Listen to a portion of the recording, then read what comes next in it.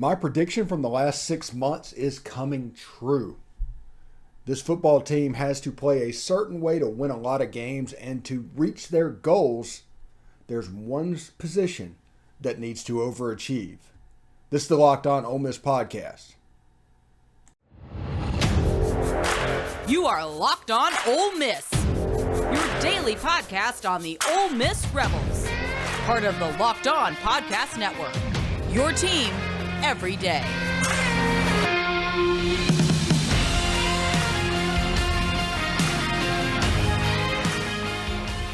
All right, welcome to the Locked On Ole Miss Podcast. I'm your host, Stephen Willis.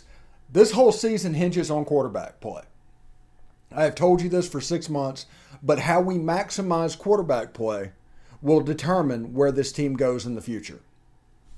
We have seen this in the first 3 weeks. We've seen how we played. We've seen all of this stuff. And this quarterback play is going to determine exactly where they go. Anyway, today's episode is brought to you by BetOnline. BetOnline has you covered this season with more props, odds, and lines than ever before. BetOnline, where the game starts. And thanks for making the Locked On Ole Miss Podcast your first listen every day. We are free and available wherever you get your podcast, including YouTube. Do us a favor, subscribe to the YouTube channel and hit the bell whenever we get a new video put up. You will be notified, and of course, upvote the video itself. Comment below, participate in the show. I haven't quite figured out what my pinned comment will be for tomorrow, but stick around for that because I'm going to start doing that. We're going to put a discussion piece at the start of the show every day. Anyway, maximizing quarterback play. Everybody talks about it. How the quarterback is developed over the next 2 months will not only shape how Ole Miss does in 2022, but if you maximize it correctly, it'll shape what you do in 2023. That sounds absolutely weird whenever you look at this team and there's talent all over the place. One thing I said probably a couple weeks back, and I think it rings true a little bit, is this Ole Miss team reminds me of, in a lot of ways, Texas A&M from last year. Now, I'm not comparing Jaxson Dart to Zach Calzada. That's not what I'm doing here. But what I'm saying is 21 out of 22 positions on the field is where it needs to be. It's built. It's all there. It's going to depend on that quarterback position to where you go. Could Ole Miss go 12-0 this season? They can win all the games on their schedule. Absolutely. There's not an L that you look on their schedule and say, yeah, they can't get that one. But there's also 4 or 5 games that if somebody told you they lost those games, you would also not be surprised. So we're looking at a high ceiling, mid-level floor type situation. This team, I don't think doesn't have 3-9 in the gun. I don't think we have to worry about that. I think the floor to this team will probably be somewhere between 6 and 7 games. And that's actually up a little bit because my preseason prediction of a floor was 5 wins. And Derek Vandegrift, picks with me on that. Also, real quick, we'll just do an aside. If you guys haven't checked out our spaces on Tuesday night, please do so. We do it on Twitter every Tuesday night at 8 Eastern, 7 Central. This past week, we had Rod Reed, Marcel Reed's dad, was in there talking all about his recruitment. A couple weeks ago, we had Tracy Ivy, which is Jared Ivey's mom, in there. So you never know who's going to stop by these spaces. So join them, listen to what's going on. We talk about a little bit of Ole Miss football. We talk about the upcoming opponent, and we try to have a little fun. It's normally me and Derek and Tom and Cara in there, plus our range of hosts and guests that come in as well. So check us out Tuesday night, 8 Eastern, 7 Central, Twitter Spaces. All right. The maximization of the quarterback position is what's going to determine whether or not this team can win 11 games or this team wins 7 games. Period. That is what's going to happen. Now, if you take that into account, if that is the lens in which you look at this situation, you understand a little bit the pressure that is on Lane Kiffin right now. Now, we don't play the quarterback competition game because, we've seen stats. Jaxson Dart's thrown 60 passes, Luke's thrown 11. You can say it's a competition. Okay, but it's not really a competition. Luke with a dinged up shoulder. I think this is all mind games that they're playing with Kentucky in mind, with SEC play in mind. Because it is important to know that there are GAs that gets the game every week, cuts it up, and prepares for the next week's game. And it's just an assembly line. The GA will cut all 12 opponents or all 11 opponents or however many's left each week and break that film down. And they're doing that with us too. So I think there's a little bit of gamesmanship involved with Kentucky to where they play games so maybe you prepare a little bit differently. Maybe the plays are called a little bit differently from Luke or for Jaxson, or the offense looks a little different each way and everything, but that makes the opponent have to, we need to practice this. Because they're not doing any install right now for Ole Miss. But they will be starting really Monday for Kentucky. So the longer you can make this quarterback competition go on, the better off you could be. Even if they don't buy it at all, you still make them put the doubt, the question in their mind. And coaches are notorious over-preparers. They're like the Peyton Manning of just normal human beings at their job. It's not enough to have 100% of the information that you can have. Coaches prefer to have 300%. And they don't care that 200% of that information is worthless. They want to know about it just in case. So that is the reason you play this game.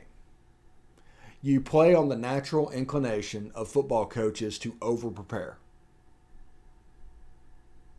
And maybe a play or two gets put in by the service team whenever they start breaking down Ole Miss. And there's one or two plays that are just useless in real life. They're just run for nothing. They're not going to see that. But it got done because of this quarterback competition. So this year in so many ways hinges on that quarterback position. And I think Lane knows that because, A, the way he is handling this, being so cautious and everything, the way he is slowly bringing along a quarterback, because I do think he's slowly bringing along Jaxson, and the offense will open up as it needs to, but not really until it needs to. They're going to play safe. They just absolutely are. They're going to play safe football. And that's just kind of what they do. And they have a chance to be really, really good this season. And I talked, in August and July about how this team could be good in 2022, but they're really going for 2023. Scratch that. We can accomplish all of our goals in 2022. Will we? I don't know. Because a game is a self-contained little series of data that it doesn't matter necessarily where you are on the line. For that 3-hour period, it could go pear-shaped on you. You could have a bad day. It just happens. So whenever people freak out about a loss, and if they lose, we're probably going to freak out. I get that. But it's also to have a little bit of context as to why that game was lost. Sometimes you lose a game because the other team is just so far superior to you. Sometimes, a very small percentage of the time, you lose a game because of mistakes you made. And sometimes you lose a game because it just wasn't your day. We've all heard that saying. It's just wasn't your day. It just wasn't your day. And there's 3 separate reactions that need to come from that. Most games, I immediately throw it away. That's just what I do. I've been in that building. I've been in the Manning Center. You kind of train yourself to just throw it away and get ready for the next stuff. I am so much programmed for the next task, and between military and Ole Miss and all that stuff, there's just not much time to dwell. So honestly, and this is kind of an inside baseball thing that I'm about to tell y'all. The Monday show, the recap show, I had to train myself to do because I realize that there are people that aren't quite past whatever happened, good or bad. They're not ready to let it go just yet. Me, I wake up Sunday morning, I'm already thinking about the next opponent and how we can break down that. And I had to make myself just like, hey, we need to do takeaways or something on Monday so people have another chance to look back, another chance to digest it. Maybe they weren't able to see it and they want another perspective of it. So that's the reason we do the Monday show. And then we move on to the next opponent. And we do our key show, and then we do our Ole Miss will win show that on Tuesday and Wednesday. On Thursday, we do more of a big picture show, which if you notice, that's what we're doing right now. It's not so much based on Tulsa as it's based on the whole season. It's a way that we can take what we know and what we've seen and project it forward. And I think that's very, very important to do. Honestly, it's just real important to do. Anyway, you remember when winning felt easy? That's because when you were younger, you were at the peak of your testosterone production. What some have called the winner's hormone or the man hormone. Wouldn't it be nice to get that winner's edge again and that old swagger back in your step? Nugenix Total T contains man-boosting key ingredients like testofen. It's been validated in 5 clinical studies shown to boost free testosterone levels in men. Because Nugenix Total T best boosts free testosterone that aging process robs, you'll feel stronger, leaner, with more energy and drive, and more passion too. Your partner will notice the difference. Nugenix Total T is the #1 selling testosterone booster at GNC. It can also help you re-energize your life and help you get back to that powerful, confident, good-looking warrior you used to be. So, here's your offer. Get a complimentary bottle of Nugenix Total T when you text COLLEGE to 231-231. Text now and get a bottle of Nugenix Thermo, the most powerful fat incinerator ever, with key ingredients to help you get back in shape fast, absolutely free. Text COLLEGE to 231-231. That's text COLLEGE to 231-231. Message and data rates apply. Terms apply. Available at Nugenix.com/terms. All right, thanks for making the Locked On Ole Miss podcast your first and listen every day. We are free and available wherever you get your podcast, including iTunes and Spotify. So do us a favor, leave a 5-star review on iTunes and Spotify. You can say whatever you want to say. Just make sure it's a 5-star review. That'll help others find the podcast in the future. We've been doing this for 6 months, and I searched the Google machine the other day. Ole Miss Podcast, put it in there. The Locked On Ole Miss Podcast came up first. That's what we want. That is what the 5-star review is all about. So thank you very much for doing that, and let's keep up the good work on that as well. So, how should we judge the quarterback this year? It's interesting because Mississippians, at its core, there is very tribal people, you know?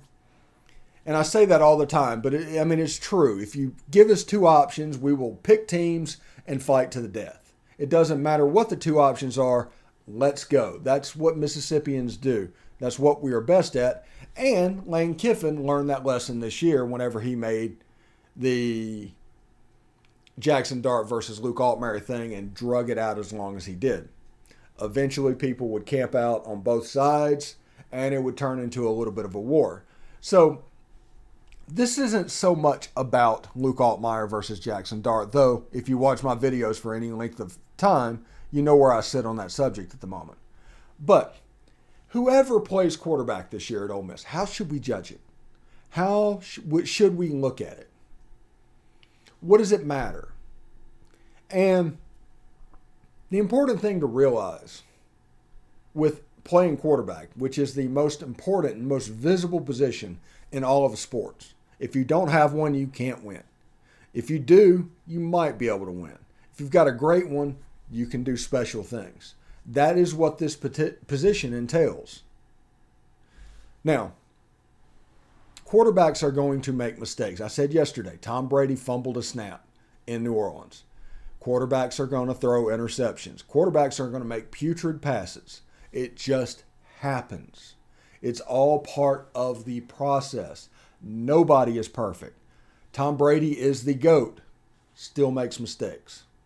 So it would not be fair to judge a quarterback based off an individual pass. If he has 75 plays and 73 of them are good, it's not really fair to judge him on those 2 plays. And that doesn't matter if it's Luke or Jaxson in the game at the time. What we need to do, and I've harped on this pretty much all week whenever I did the keys to the game and why Ole Miss will win, we need to harp on the operation this year. The operation becomes the important part of the offense. You've got this running back with Zach Evans and Quinshon Judkins. You've got this offensive line. You have a young quarterback that you're basically trying to protect, who the last 2 games have made passes that have just been absolutely phenomenal. He's also made passes that makes you think a little bit. But you can see him flashing the tool set all over the place. So how should we judge the quarterbacks this year? And I think we need to do this. Basically, it doesn't matter what he does. 1 interception and below, he had a good game. 1 touchdown, 2 touchdowns and interceptions, he had a good game. An interception is what determines if it's a good or a bad game, essentially. He throws 2 picks, it's a bad game. 3 picks, bad game. 1 or below, good game. 0 and a couple of touchdowns, it is possible for him to have a great game. I think that is how we should view the quarterback this season, honestly. Because, he kind of deserves it. He made some excellent passes against Georgia Tech. He made one really bad one.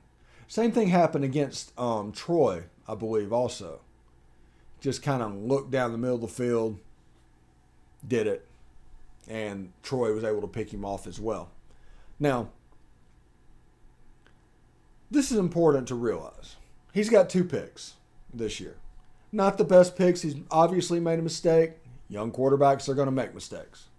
But Will Levis, who is a potential first-round draft pick, has 4 picks already. Same number of games. So,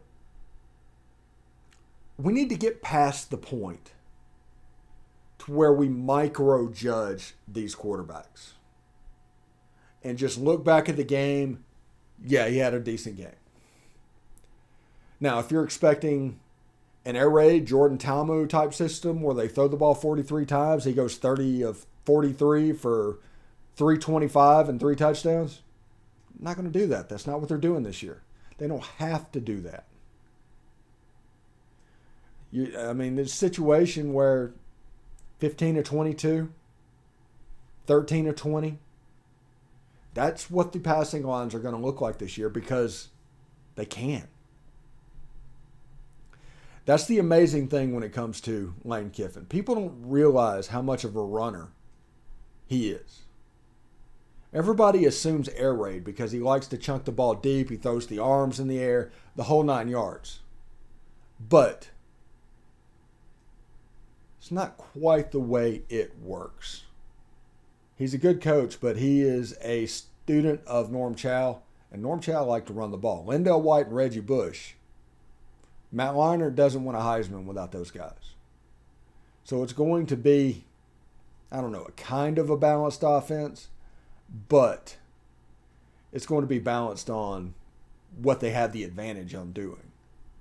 If you play a team that can load up and stop the run, you might have to throw the ball more, which tells me that this year hinges on the quarterback and our ability to maximize that position and what he is going to do. I mean, it pretty cut and dry for me. It is really cut and dry for me. All right. BetOnline is your number one source for all of your college and pro betting needs and sports info this season. Got a fun list right here. Brian Harsin is 3-2 odds of being fired. This is like basically the hot seat list. This is the BetOnline odds of coaches being fired. Next is Jeff Collins. He is 7-4, so he's pretty close to Brian Harsin. Neil Brown at West Virginia is 13-2. David Shaw is on the list. It's amazing. 7-1. Jeff Scott from South Florida is 9-1. Jay Norvell, Colorado State, is 10-1. Let's see. Jimbo Fisher's 20-1. Scott Satterfield's 21. Steve Sarkisian is 20-1. And Marcus Freeman from Notre Dame, this is like he's coached 4 games, is 33-1. But that is kind of the hot seat list from BetOnline. You can find all the latest Football League developments, games, matchups, news, and podcasts. BetOnline is also your continued source for all of your sporting wagering information, including live betting, esports, and scores. It's the fastest and easiest way to check in on all your favorite sports and events, including MLB, MMA, boxing, and golf. Head to the website today or use your mobile device to learn more about the trends and action. It's BetOnline. It's where the game starts. All right, thanks for making the Locked On Ole Miss podcast your first listen every day. We are free and available wherever you get your podcast, including YouTube. So do us a favor, subscribe to the YouTube channel. Hit the bell for notifications, of course, upvote the video itself, and participate in the comments. And now there's going to be a way that you can do some of that and actually win something, get something back. And that is because Cara wants to give away some free swag today. Cara, how you doing today? Good. How are you? So my good friends from University of Tradition sent me some hats. These are mine, but I also got some other ones in. I got a powder blue, and then I think I have one that's similar to this one as well. So I'll get those out in a photo. But yeah, good friends here, family-run business, wonderful. I love these hats. They're comfy, but definitely can't wait to give some of these away. All right. What do you want to do? What do you want to do to give away one hat this week? Okay, guys. So in order to win the hat, you have to subscribe to the podcast and then leave a comment in the comment section with your favorite Ole Miss memory. Any kind of story, let us know. Best story, best memory wins the hat. Okay. Perfect. Awesome. And that is University Traditions, right? Yes. Yeah. Good stuff. And we're going to do that this week, and we're going to have a giveaway again next week as well. So, all right. So we will move on to what's going on, because you kind of had a little bit of a hot take this week about Lane and job opening season, which is about to start in about 2 months. Actually, you're starting to hear it from national media already, but it's going to really kick off in a couple of months. And what is your hot take when it comes to Lane and job openings? Okay. So hear me out. My hot take is recently Lane talked about why he stepped off the gas and hit the brakes a little against Georgia Tech. He said that he started to think about Jeff Collins and his job, and he decided kind of to pull the reins a little bit and not really keep it where it is. So in my mind, he had some empathy with Alabama and Georgia on our schedule next year. I've decided there's no way Lane's empathy will allow him to leave us with that schedule. Okay. You think he wants to make sure Ole Miss is in their best foot forward with those games that are on the schedule?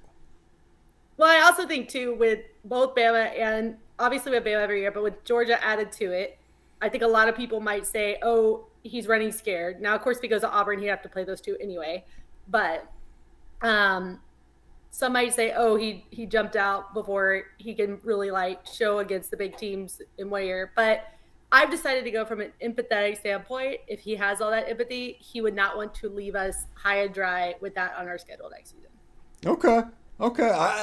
I'm kind of there with you. I see that. I don't think he would want to leave Ole Miss high and dry with them coming up on the schedule. And if you look at the schedule, the 2023 schedule was released yesterday.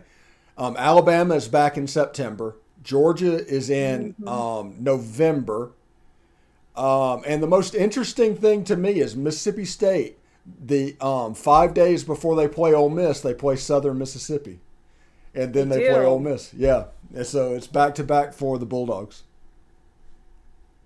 It is. Yeah, the schedule's pretty – I think we got a few in there but it's nicely even, honestly. Like, it doesn't put everything in the way. It kind of, like, gives us a little break on some of the games. I don't know how I feel yet about having Bama back in September.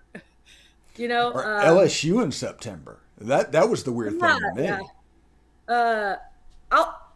I'll revisit that thought after we play them in November and see if I really want them back or how I feel about them back in September. But I felt like we kind of got a break this season to not have them right off the bat. So I guess we'll find out. Now, if Alabama and Georgia could have a rebuilding year next year, that'd be great. Like, I would be really happy. Yeah, that'd be super. At least the funny thing is we're like, at least Stetson Bennett's gone, and he's a 2-star out of but yeah, he is gone. So they'll just be plugging in a 5-star, which, right. Georgia's had a bunch of quarterbacks that were 5 stars that at Georgia did not exactly perform the way they were supposed to. They've ended up going to the pros and having huge careers or transferring to Ohio State, but it never actually happened at Georgia. I mean, Matt Stafford was good at Georgia. He wasn't anything special. Yeah, I mean, you think Aaron's didn't really have a long career. Jake Fromm is okay, I guess. He's kind of a Colt McCoy career backup, So, yeah, not a lot coming out of Georgia there in that sense. Yeah, I guess only just the one. Yeah, they have 5-star after 5-star, but there's not really a whole lot to show for it. Anyway, let's move on to the Georgia Tech game. What were your thoughts on the Rebs against Georgia Tech? I thought we looked really well. If you look at, I know a lot of people are like, oh, it's rat poison, and we haven't played anyone yet, like, so you can't really read into it. But, man, even playing Cupcakes, I can't remember the last time we only allowed 13 points. I'm going to be honest. That, to me, is so telling of where this team's head is at. I can't remember the last time, even just playing like a Central Arkansas or playing like a, Tulane, that we allowed that little points within a game, within 2-3 games. So I think it's hard not to like get really excited, but at the same time, I think you could still have a little bit of excitement seeing those kind of things and those kind of improvements, because we haven't really, we've given up a lot in the second half, and if we do have a big lead, we've tended to get a little cocky and just kind of let them come back when they shouldn't have, and you're really not seeing that a lot this season. And I'm getting a little ahead of myself, but it is exciting to see. Yeah, even when Ole Miss has played Cupcakes in the past, they've ended up and given like 45 points in 3 games. And we're like, whoa, this is a really good defense out there. They only gave up 45 points over 3 games. That's 15 points a game. That's nothing like this. This is 4.3 points a game. This is big boy stuff. This is 1 point away from what Georgia's doing. So that is interesting to me. Now, I had the guys on the show from the Golden Hurricast, which is the Tulsa podcast. I just like saying Golden Hurricast. And they talked all about Tulsa's passing game and Ole Miss's streak of giving up 21 or less points a game is in jeopardy this week. Tulsa can score the ball. I think their defense is gettable. What's your read on that game? I think this will be a true test for us. It'll be nice to watch kind of how our defense is against the pass. It looks like the guys are really excited, though, to play Tulsa. I guess in a way, from their standpoint, which I like, they're very hungry. They seem to be – they really want the challenge. They feel like maybe the other offenses weren't really as much of a challenge so far, even though in my eyes, I'm like, Well, I love to hear that because in the past, like it hasn't been like that for Ole Miss fans. So I think these guys are hungry. They are welcoming of the challenge. They're ready to go for it. So it'll be nice also to see going into Kentucky and some of these other games, like how we do against the pass. This guy can sling it. I'm really kind of interested in the defense. Offense, we definitely need to keep that work. I think Jack did a great job in the beginning, and then he kind of slacked off a little. And then he came back in the second half and kind of fixed some of those things after kind of getting his butt chewed out by Lane. So, I don't know if we'll be able to run as much as we did on Tech. We're going to have to pass, which is good. I think we need to start letting Jaxson throw a little bit.